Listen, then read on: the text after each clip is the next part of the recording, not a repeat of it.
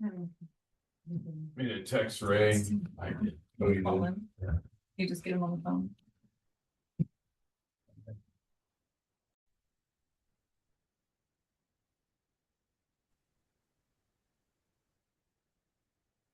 Okay.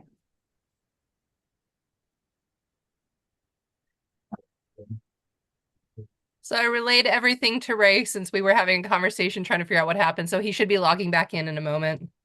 Okay, sounds good. Are we recording? Yes. Okay. It auto records now. Oh, all right, nice.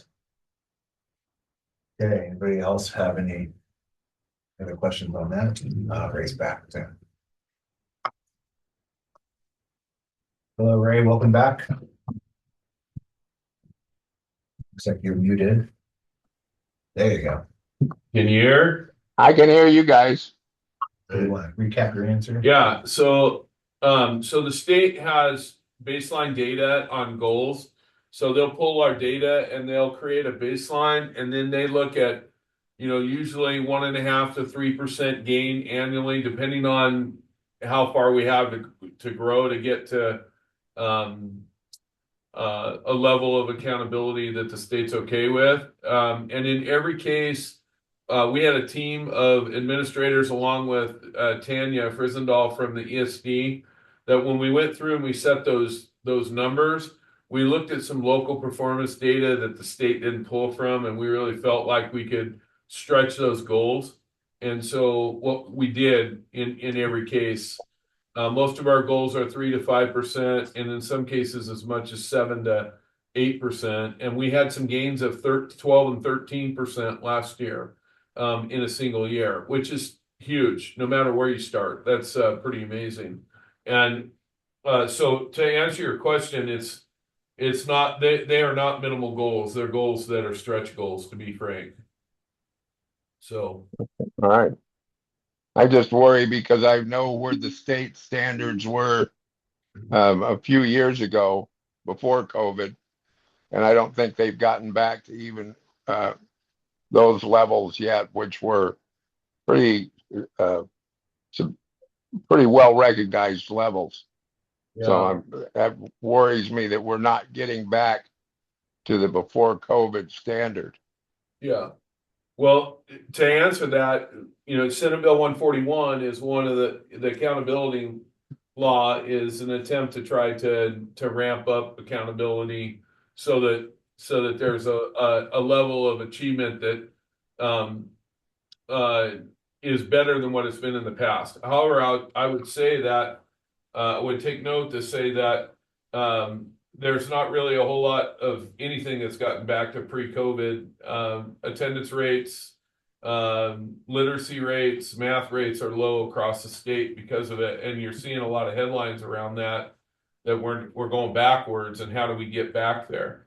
I think some part of these goals are not just academic. Some of it's attendance, and you heard a report tonight on some of our attendance gains that we've made. But the other thing is the state assessment tool. I mean, honestly, if parents opt out and they have the ability to opt out, special ed kids have the ability to opt out through an IEP process.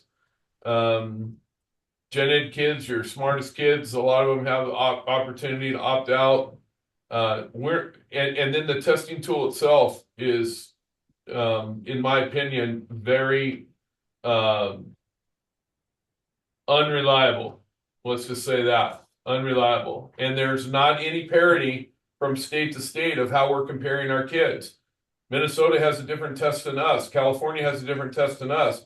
But yet we look at percentages of on grade level standardized testing, and our standardized test is completely different than other states. So I think we have to drill down a little bit on and look at local performance data. And one of the reasons why now there's a local assessment option, like using Renaissance and grading growth, is an attempt to try to do a better job in creating consistency with test scores and where kids are actually at. And so the state has taken some steps in the right direction, in my opinion, by giving us multiple measures to measure kids by instead of just one high stakes test that they take in the spring. Well, Anyhow, I trust your judgment on yeah, that, and I will,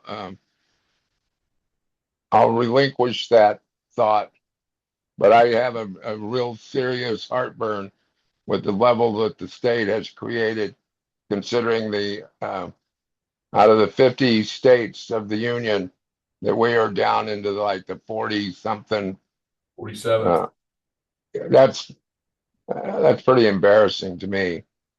Yeah, And I've started the conversation of having local essential skills assessments here for students as far as milestones go, where if it's reading, writing, math, science, there's a standard that students meet here locally that we give them during those times to spur on some of that. But we're in the conversation piece of if and how we can make that happen. Good. you know. Any other questions? Okay, old business, 4.1 wrestlers. Hey, wrestling facilities. So we don't have a permit yet from the county. And we got notification. I did not get notification. Corey got notification that there's some concern about weight and the ceiling joists in the shop for putting the wrestling facility up there. Corey's like, don't freak out.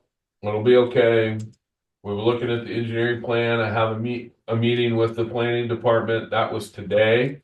I have not heard what come of that, but he said, essentially it may just mean, hey, we just got to put an extra brace here or there. But we have 2x10 ceiling joists there. Those are pretty heavy duty for ceiling joists. And so there's something in the plan that they didn't like. And so he was going to try to figure out what that was and come back to us. So that's where we're at with wrestling facilities. Questions? Okay, 4.2 budget committee openings. I don't think we have anybody, no applicants yet, still 2 positions to be honest. That'll just go open, yeah. Yeah, there's leave open, yeah. Okay. 4.3 type 20 buses. I'm ready for this to be taken off the agenda. Pole barns for a long time. Yeah. First student lost one of their mechanics. They only have one mechanic for all of Medford and Central Point and for Prospect. And so it put them behind. I did talk to the lead mechanic last week. He said that there's so much stuff to do there that they can't get a hold of a handle on it. Their contract servicing out most of their normal service of their buses because one person can't do it until they get somebody else hired.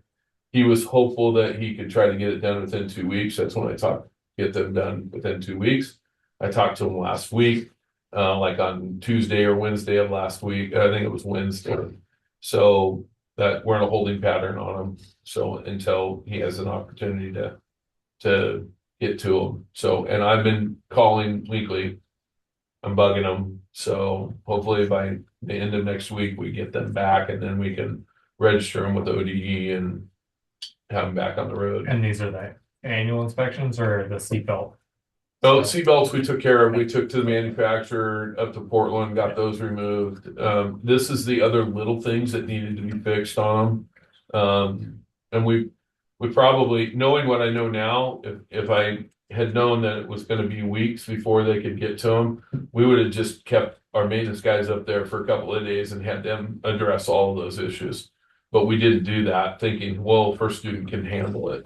Well, then when we got it down here, first student lost a mechanic, and so essentially that's where we're at with it. And there are certain certifications that ODE requires. You can't just take them to just anywhere. When it comes to safety stuff, I know it seems silly, but a safety sticker that goes on the window or the lock on the back, it has to be signed off by a certified ODE certified mechanic. And first student is really the only one in the region that we can use. can we use the other school districts like Eagle Point or Grants Pass? I called Grants Pass. He said that if they couldn't get him in, give him a call back. And that was prior to me talking to first student last week. So, I'm hoping that he can get it done by the end of next week. Let's send a shop class of students down there to do their typical, drain the oil. And that way free up their technical mechanics to take care of our buses. Nice. There you We go. should have that. Yeah. Not quite that easy. Okay, any other questions? Okay, 4.4 building consideration. Yeah, tired of this being on the agenda as well. I reached out to Stacy Davis, the real estate agent that's handling it. Essentially, she in the communication with the owner of the building over there, essentially they said, look, if you want more information, you need to write an offer with the contingencies that you want, and then that will open up a catalog of conversations about how to move forward on it. If you don't want more information on it, then we'll let it slide and go from there. But that's really where we're at in regards to the bus barn conversation concerning the building over there. There's environmental concerns with water, with the septic, and with the road. Those are the three big ones, along with the yard cleanup.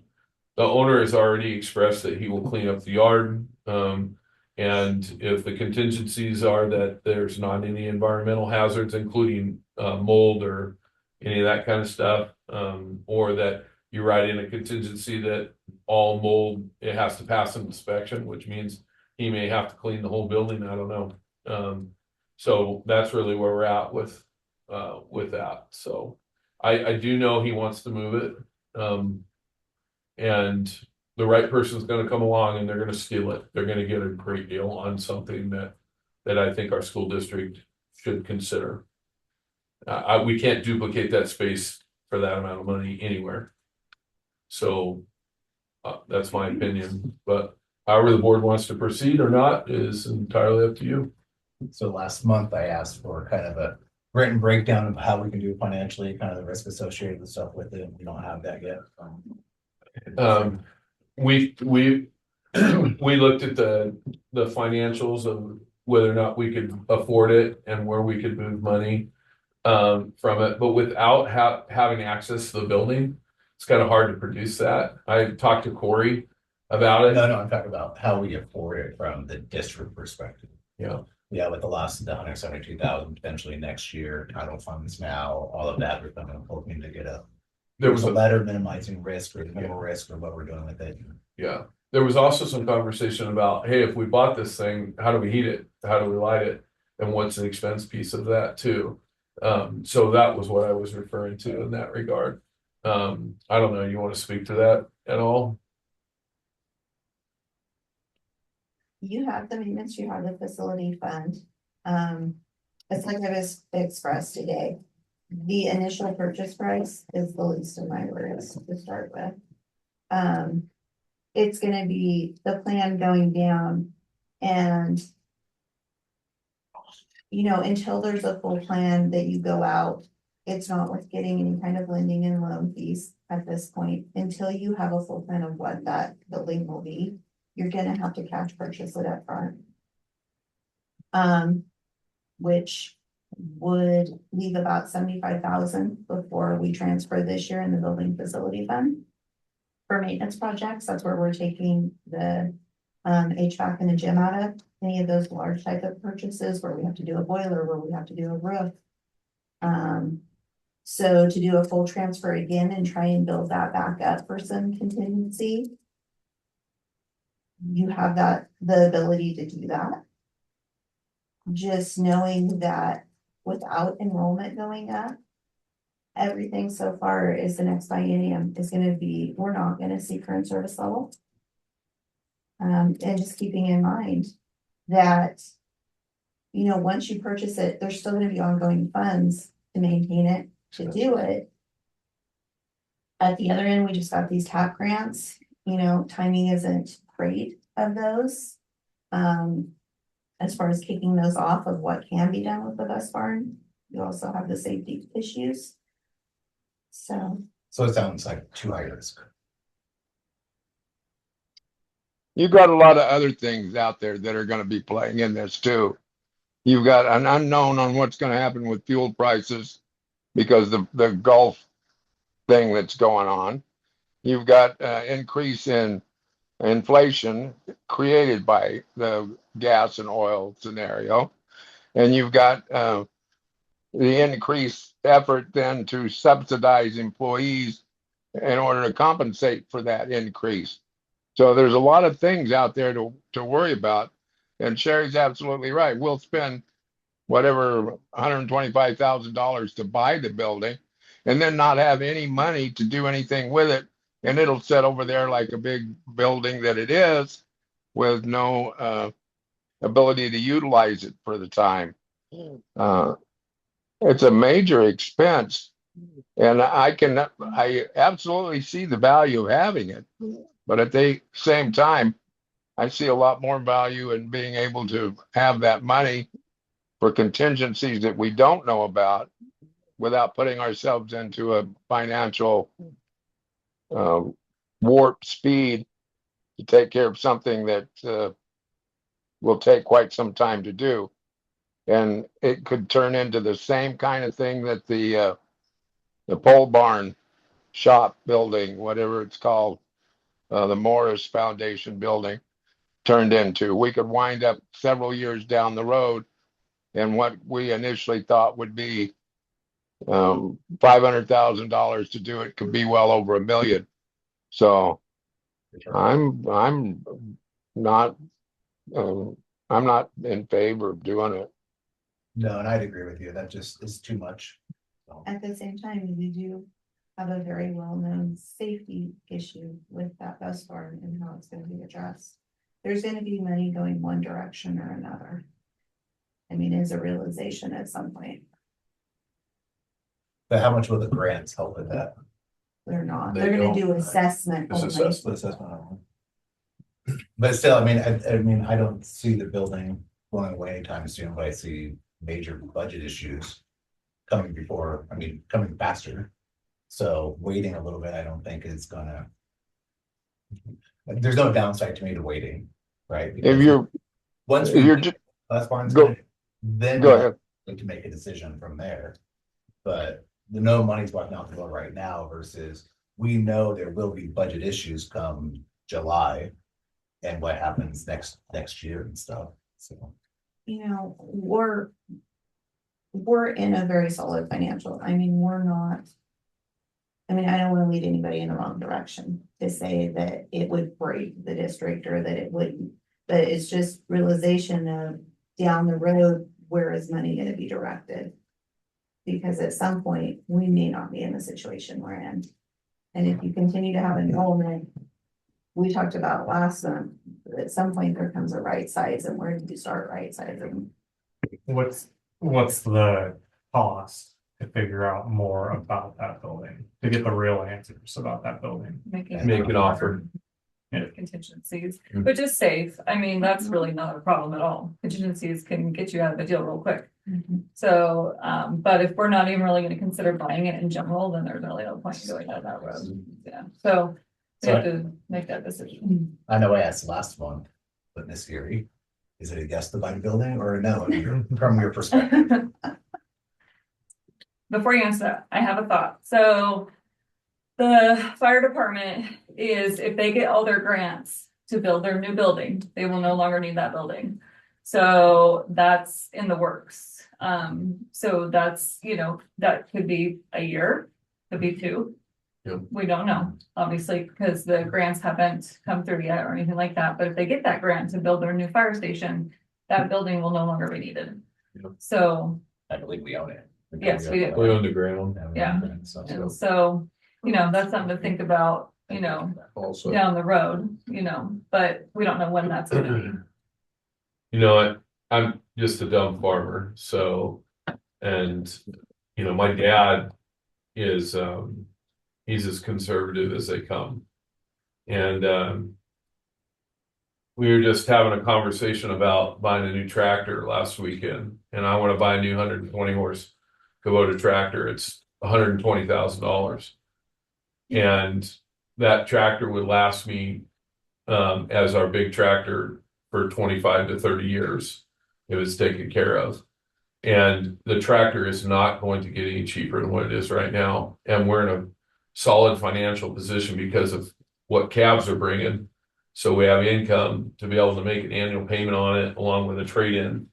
And so I share that story with you because at some point, to ride off of Sherry's perspective, I'm in favor of you writing an offer and exploring it. And then whatever happens through the contingency process. And the reason why I support it is because you cannot duplicate that square footage anywhere in the world for what I believe you could buy it for. And that will not be that's not going to be the same 5 years, 2 years, 3 years down the line, even if it's available at that point in time. And so, if it's a building that you buy and you sit on it for 2 years or 3 years or 4 years, you're not out anything, with exception to maybe a little maintenance. It's a metal building. So anyhow, that's my thoughts. I love the idea that you have, that maybe that's a contributing fold in this decision, that maybe at some point if the fire department moves, but like Sherry stated, it does not matter. At some point, there's going to be major amounts of money that is going to have to come in the way of that bus barn or another facility in some capacity. And Corey told me straight up, the bus barn has enough big issues without digging into it that it could be $1 million. And man, that's scary to me when you start talking about those kinds of numbers. And when we talk about right sizing our school district, to me, right sizing our school district is between 190 and 200 kids. If we have more than that, we're good. If we drop below 190 kids, we're in trouble. And and prefer to be at 200 to 220 is where our sweet spot is right now with our current staff and programming. But there's a lot of school districts that don't have the purchasing power. They don't have the financial position that you have right now. And so that's my opinion. Take it or leave it, whatever the board decides. I'm good with it. I feel like I got that. That bus barn is being used as a storage shed, a large, convenient storage shed. You can go out and buy an Armco steel building that can be a storage shed, put it behind the gymnasium, and store whatever you've got in that bus barn back there, and let nature take its course on that bus barn. And you can buy it for a lot less than that $125,000. A red iron steel building. And bottom line, you got your building, you put it in, you put your storage in there, and you're done with it, and it's on your site, and it's doing what you want it to do. The advantage to the big building is anticipated future development. But right now, the anticipated future development is an unknown for who are we going to develop it for. If our population growth and students continue to ride a roller coaster of up and down, and not exceptionally far up, but a possibility of dropping a few more, where's the money going to come from? The unknown ahead of us could be a lot more devastating than that building over there. And I don't know if anybody wants to buy that building anyway. The anticipation that, yeah, maybe somebody will, that's kind of hoping that from his perspective, not from ours. Yeah. Those are all valid points. However, the bus barn is not just a storage facility, it's a shop. We are constantly working on things in there. So not having a building that's insulated, that doesn't have heat, doesn't have lighting, doesn't have power, the equivalency of a bathroom where staff and have office space in our maintenance department. I mean, it would be a different level of service if we bought a metal building. not to say that we couldn't make it that way, but you're looking at 100G at least. If you just went with an uninsulated building, by the time you have permits and you pour a concrete slab, I mean, I don't think we were in it that's by true. Corey, and he looked at it, all that stuff. I don't think that's true. Well, I'm just telling what Corey shared with me, because I said Well- it to Corey and said, hey, what would it cost to set up concrete building, 50 by 100 building, or 50 or 40 by 80? Give me two different quotes. He said 85 to 125,000, and that's just what he told me. And I don't know. I'm not an expert, Ray, so I'm just sharing what has been referred to me. Okay, well, that's So If we get into We're- a contract with contingencies, the expense that we're gonna have to do up front is the inspection. So whatever the inspection's probably gonna be for that big a building, like maybe $1,500, something like that, you know. what could you write that into the offer? Usually they're not going to pay for their the inspection. Usually the buyer will pay for it, and that's fine. That's a small expense to find out if it's a make or break it deal. Right? Like, that's not a big deal. So, but we have to make a decision, like if we wanna risk that building falling over and killing somebody, or if we wanna take a risk and just see what we need to do to get into that. And if it doesn't pan out financially, it doesn't. We just say, no, we pull out. Not a big deal. Or we wait and see what happens with insurance or with liability or whatever with that building. It's just, either way, it's a risk. So we just need to make a decision which one we wanna go. Yeah. I'm okay with the offer. If we have full amount contingencies that keep us a way out if we need to. And knowing that we're gonna have to pay for an inspection, it's a small expense to find out if it's yes or no. Well, the only way out once you make an offer with contingencies is if it doesn't meet the contingency, because then you're locked into the offer that you made. So if let's say we're looking at mold, does it have mold? And it comes back with no mold, and we made an offer of $150,000 for that building, we're stuck at $150,000 for a building that doesn't have mold that right now we really can't use. I mean, you could put in there, you need a well that produces 10 gallons a minute, and you know that well's not gonna do it. I think that You we know can enough put in about plenty the of things property. in there to get Yeah. out of it. I think we know enough about the property to put enough contingencies into that if it doesn't meet our standards and if the seller isn't willing to, cooperate or whatever. it gets Well, out. And Sherry did say we're okay financially. Yeah, it sucks because we don't know what the future is gonna hold. We don't know what our enrollment's gonna look like. But if our goal is to help our school improve and grow in enrollment, don't we need more space to have that as a backup? Be able to offer to families and say, hey, we've got this, we're gonna work on this program, yada, yada, and improve our school so that we entice families to stay here and bring their kids here. It gives you options. Right now, we know what options we have. And so it gives us options. That's all. But it's a tough decision because of the unknowns. Hmm. Yeah, that's the biggest thing, is the unknowns of it. I can already see plenty of negatives, but the unknowns answer some of the positives, so. The unknowns to the building, don't worry me, the unknowns are to our budget, what's gonna happen come July. Absolutely. That's, Yeah. so going through Well- the options, putting the offer in, that's all one thing, but at the end of the day, I think if we come back in a month and it meets everything, I don't wanna write $150,000 check. There's not a school district our size in the state that has an unappropriated ending fund balance of over $1 million, friends. Not a single one. We're not a reservoir, we're a river. And so money comes in our hands and we spend it on kids and we spend it on infrastructure, and we spend it on things that matter to our community. And I think there's at some point $150,000, granted there's expenses that are out. We literally budget over $200,000 or close to it in maintenance funds. If we had the building tomorrow, we would use it tomorrow. We could move stuff there if it was safe and we could turn the lights on. well, we're getting an analysis done of the bus barn. We're already in line to get that done. Yeah. The least we could do is wait and see what that analysis tells us. I mean, that's. It's a year and a half out. Well, But still, they've been working through it, I mean, the budget's there, right, but school districts are cutting large sums of money and they're doing it through people. We have the ability right now, we can if we buy the building's 150,000, we take a payroll cut, now that's 170, now we're at 300,000. Something else pops up because we're losing a grant funding for something, there's another 200,000.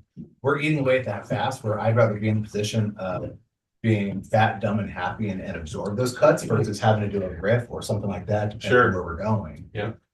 Especially for, it hasn't moved in 2 decades, it's probably not gonna move in the next 6 months. Neither has our $1 million ending fund balance, unappropriated. It has, fund it's gone balance. up. So, Yeah. We've been saving for Yeah, it's a a- rainy day that looks like it's coming sooner and later, and I think the right sizing that, unless I misinterpreting, I think the right sizing is how to right size down, not right size up.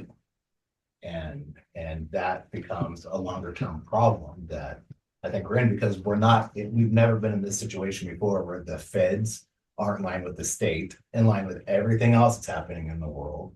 To Sure. see exactly where we're at, and if we do have the grants coming up to do the assessment, then we buy a little time and we make that decision. And if something comes out tomorrow, like, hey, we just got 50 extra kids in our district, well, then that changes the equation a little bit, but the budget forecast doesn't look positive. As long as you got kids, you're fine. When do we know about the cuts? Is that July? Or like Sun's forecasted now, right? I'm sorry, Forecast. what? Some of the cuts are forecasted now, but the cuts are payroll. forecasted, but like, do we know, like, actually no, is that in July or August or? You have estimates right now of what we're building the budget off, which is basically, with the drop in enrollment, we're looking flatter revenue. Like, we have no increase in revenue. at least status quo budget. But is there a loss? Like, we talked about 170,000 in payroll costs changes for next year, so Yeah, it'd even be a potentially a negative budget compared to where we're That's at, what or my will it be jumps status at, quo yeah. where we're at? I'm not that far. There's still some work to do. The scary thing about the state is when they budget, it can change at a whim. Yeah. Because they give you a 2-year biennium, and then they fund the first year, and then they're, oh my gosh, we got this $400 million, shortfall in this area, so now districts they get less money the second year. It's a crazy way of budgeting that's really frustrating when you're trying to run an organization. But that hasn't changed forever. I mean, school districts figure it out, and I think we're sitting in a very good financial position in order to take some risk that is calculated. But again, it's your guys' decision. I'm just sharing my perspective and take it for what it's worth Table it till. a year from now. You keep it a permanent item on We business. said, we'll put it at 4.4 for another year. And the first time it was on the agenda, Natalie, was April of last year. It's been lurking for a year. Okay, let's table it till the fall. And we'll decide how things are looking. Maybe maybe we'll have some cool things happen. Who knows? Absolutely. Okay, any issues with moving on to 5.1? Okay, 5.1 archery nationals, Mr. Stone. You heard the presentation, in your board packet, there's the agenda, of their travel, to go down there. Super excited to support that. I would, hopefully you guys will vote yes to send them there. As a school sponsored activity. We have one of those? Huh? We have one of those? We have lots of those. Okay. So, moving on, there's the information's in the packet. Do we have any questions, debate, or a motion? I move to approve the archery nationals. I Go second. ahead, Natalie, second. The motion and the second group archery nationals, any questions or debate? Then we'll start with Ms. Williams. Yes. Mr. Williams, Yes, I vote yes as well. Mr. Rhodes. Yes. Okay, 5.2 early literacy coach only. Already been it's already been approved through labor and, through, oh my goodness, the group from. SOBC. Yeah, it's already been approved. It's just a renewal of the early lit MOA for the early literacy code. So, And the $4,500 is paid through the grant and stuff, right? yes. so move to approve. Ray, is there a second? Second. This motion and second to approve the early literacy coach MOA. Any questions for Ray? And we'll start with Mr. Williams. Yes, I vote yes. Mr. Rose? Yep. Ms. Williams? Yes. 5.3 Washington DC trip. Is Janet still on? Maybe she Yep. wants to speak to I'm me. still here. Okay. We want to talk about the great trip to DC. Yes. So, and I'm sorry, I don't have very good lighting at my house, so I look kind of ghosty. So, this is a trip that we've been working on for a while. I put the information out early for any student in our school who will be in grades 6 through 12 by the time we travel. And I am so impressed with all the work that our kids have done. They have busted their butts. We've had amazing support from parents to be able to do fundraising and get donations. And I'm really excited to be able to travel with such a fun group of kids. So I don't know what questions you guys might have for me, but I wanted to make sure I was available to answer any questions. Questions? I move we approve the Washington, DC trip. Is there a second? This motion and a second. Questions or debates? Okay, my only debate is I don't think that this is a school sponsored event. We've had lots of conversations on that, but that is all I have. So with that, we'll start with Mr. Rose. Yes. Ms. Williams, Yes. Mr. Williams, Yes, and I vote no. Moving on to upcoming dates, there is a whole lot. High school track is going to Lapine on April 18th. The book fair is April 20th through 24th. Archery National is 23rd to 26th. Budget committee meeting on May 5th for family calendars. High school track districts on the 6th, high school prom on the 8th, and the next board meeting is on the 12th. Unless you hear otherwise. With that being said, at 7:55, we'll adjourn the meeting. well, thanks, everyone. Thanks, Ray. Keep getting better. I'm gonna try. Thinking about going over and buying that building, and I'm gonna sell it to the school district in about a year. I'm just gonna go buy the damn thing and demolish it and get it over with. Turn it into a quality learning center. What did you say, Ray? I said, I'm just gonna go buy it, demolish it, and it'll be over with. Oh, how about this? We'll put your name on the front of it. Ray Learning Center. I was hoping more for the gymnasium. But it can't be a memorial until I pass away. Well, yeah, we don't need to call it a memorial. We'll just name it while you're alive. We'll celebrate that. Okay, thanks, Ray. Good All right.